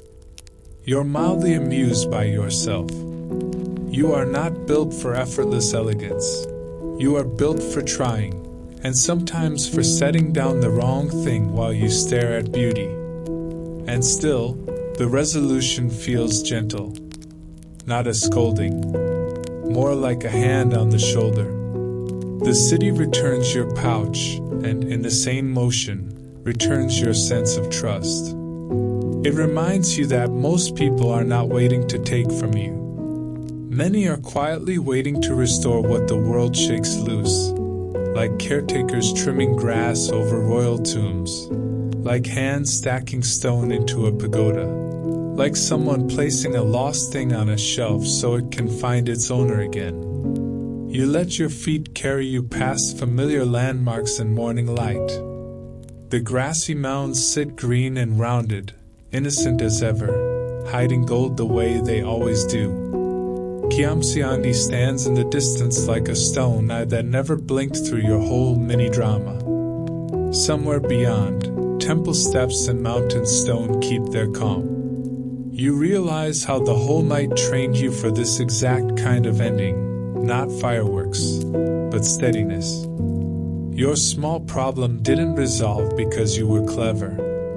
It resolved because you slowed down enough to accept help, and because the community around these ancient places still behaves like a community, quietly, routinely, without applause. You tuck the pouch into a safer pocket, the one that feels less eager to betray you. You pat it once, not in panic, just in confirmation. Then you keep walking, lighter, not because you recovered a card, but because you recovered a simple belief.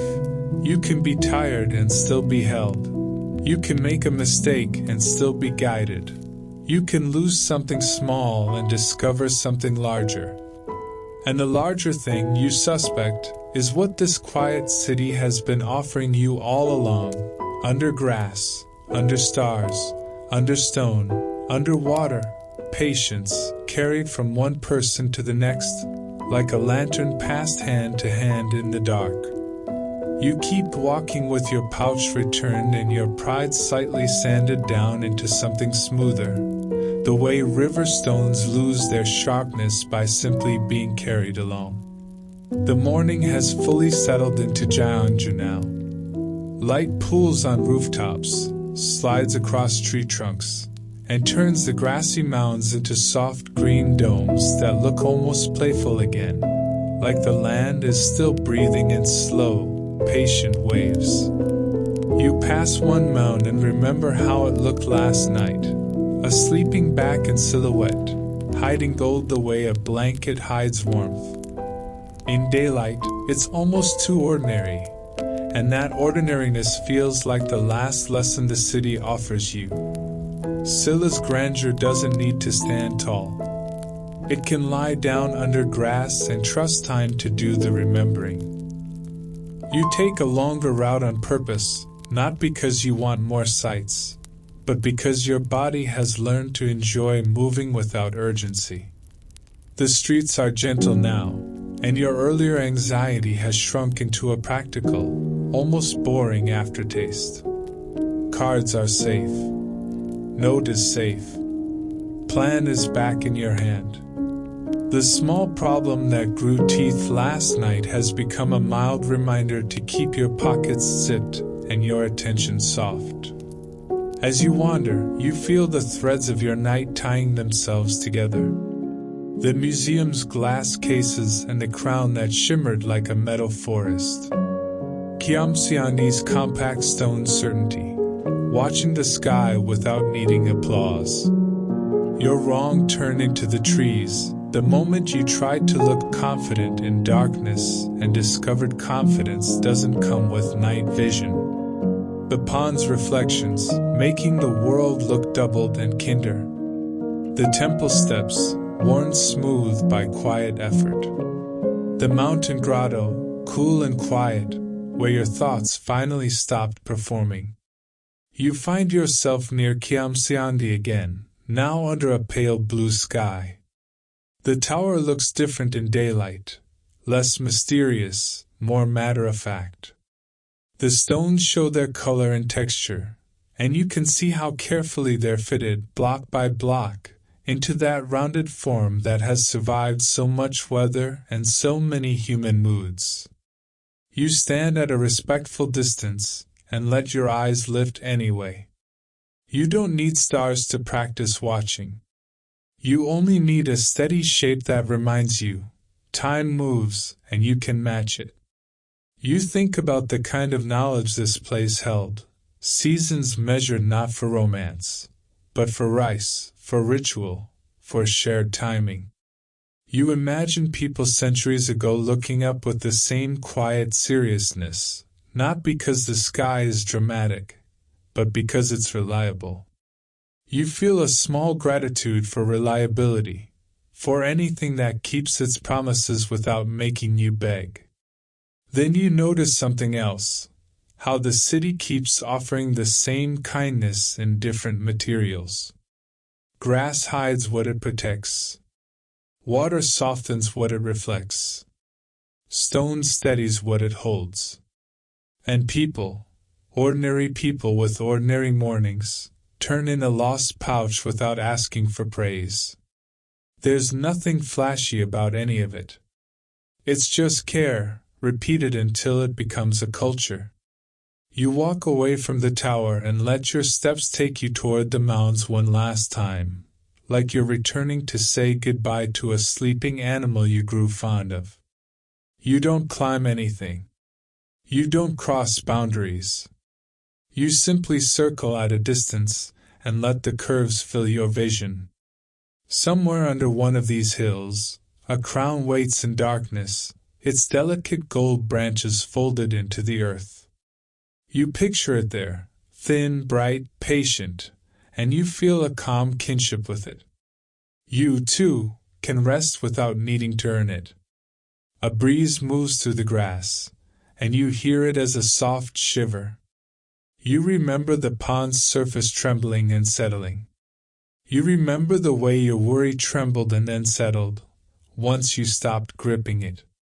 You understand now that the city didn't fix your life, it adjusted your pace. And sometimes that's the most generous gift, not solutions, but softness. You continue on, letting the streets guide you back toward wherever you're staying. The folded note in your pouch feels less like a safety net now and more like a quiet souvenir of your own steadiness returning. You think of the staff member at the pond, flipping through the logbook with unhurried hands, and you feel gratitude that doesn't need a loud expression. You just carry it, the way you carry morning light on your skin. As you near the edge of the historic parkland, you glance back. The mounds sit quietly. Gyeongju stands patiently. The pond lies somewhere beyond, holding reflections whether anyone is watching or not. And farther still, on the mountain, the grotto keeps its calm interior world, waiting for the next tired mind to arrive and soften. You pause, because endings deserve a little stillness. You let your shoulders drop one last time. You let your breath lengthen. You let your eyes close briefly, not to sleep yet, but to remember how it feels to be unarmed against quiet and still be safe. Then you open your eyes and take your farewell in the gentlest way. Not with grand gestures, but with attention.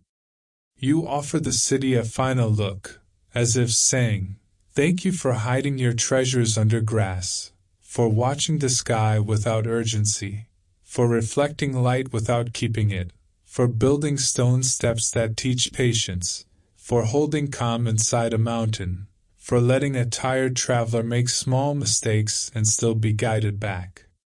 And you turn away, walking onward with a softer clock inside you, carrying Gyeongju the way you carry a good night's breath, slow, steady, and kind. You let the city fall behind you the way a blanket falls into place, slowly, with a soft sigh, no sharp corners left. The last images keep floating in your mind, but they float more gently now. A rounded mound under grass. A gold crown sleeping in dark earth. A stone tower holding the idea of time. Water catching light and turning it into calmer light. Steps worn smooth by patient feet. A mountain chamber where even your thoughts learn to sit down. Your breathing keeps the same quiet rhythm, in and out, like you're still standing beside Gyeongju, letting the sky do the counting. You feel your shoulders loosen, as if the temple's terraces trained them into better habits. The tiny panic from earlier feels far away, softened by morning and by the kindness of strangers who return what you lose. And now, there's nothing you have to do. Not plan. Not fix. Not replay. You can simply rest in the idea that some places are built to steady you, and some histories are gentle enough to hold you without demanding anything back. If your mind wanders, let it wander like a lantern drifting on water, bright, then dimmer, then bright again, never lost, just moving. If a worry tries to climb in, imagine it as a ripple across the pond. It appears, it travels, it fades. The surface returns to stillness, because stillness is the default when you stop stirring it. You sink deeper into comfort. Your eyelids grow heavier. Your thoughts become slower and softer, like grass bending in a light breeze. In the quiet, you keep one small promise to yourself: tomorrow can be handled tomorrow. Tonight is only for sleep. And as the last reflection fades, you let darkness feel friendly, and you drift into easy sleep. End of story. Sweet dreams.